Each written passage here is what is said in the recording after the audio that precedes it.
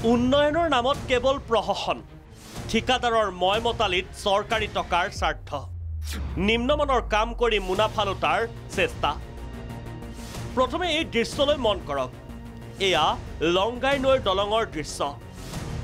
মন কৰক কোটি টকা ব্যয় কৰি নিৰ্মাণ কৰা কাম সম্পূৰ্ণ হোৱাৰ পূৰ্বে দলঙৰ দুৰৱস্থা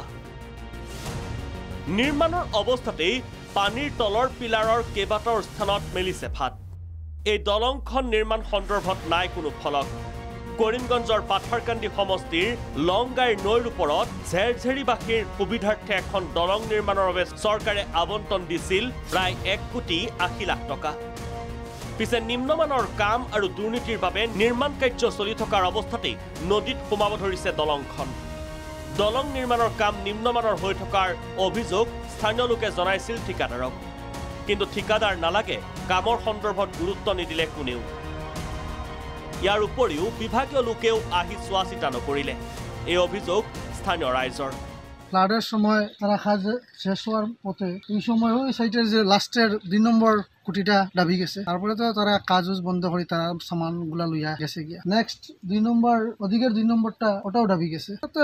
নিম্নমানের কাজ হয়েছে ইঞ্জিনিয়ার পরামর্শটা ঠিক না ইঞ্জিনিয়ার পরামর্শ যদি ঠিক থাকতো তাহলে তো গভীর করলো না এটা 30-40 ফুট 50 ফুট গভীর করছে নি একটা আরসিসি ব্রিজে কয় ফুট গভীর করতে লাগে প্রায় 2 মাস আগে শুরু হয়েছিল কিন্তু যখন তারা কাজ শুরু করছে তখন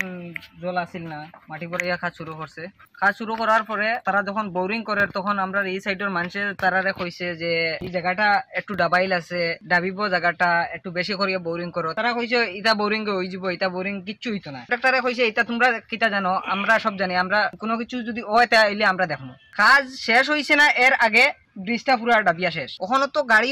গাড়িও চলাচল না মানুষও চলাচল না এমনি ডাবিয়া যার গিয়া জানিব পৰা মতে দলংখন নিৰ্মাণৰ ঠিকা লৈছিল গিৰি নামৰ ঠিকাদাৰ এজনে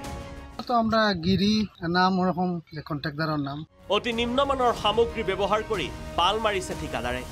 যাৰ ফলত নিৰ্মাণ সম্পূৰ্ণ নহওঁতেই এনে দুৰৱস্থা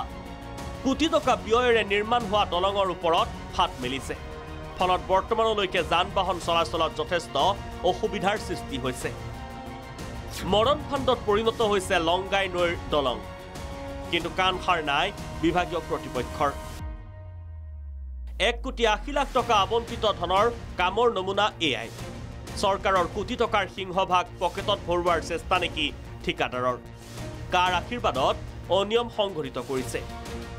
এই দুৰ্নীতিৰ বিৰুদ্ধে নিজাববীয়াকৈ কি তদন্তৰ নিৰ্দেশ দিব মুখ্যমন্ত্ৰীয়ে এইজন ঠিকাদাৰৰ বিৰুদ্ধে কঠোৰ ব্যৱস্থা ল'বনে বিভাগে ব্যুৰ' ৰিপৰ্ট ভিজন প্ৰাগ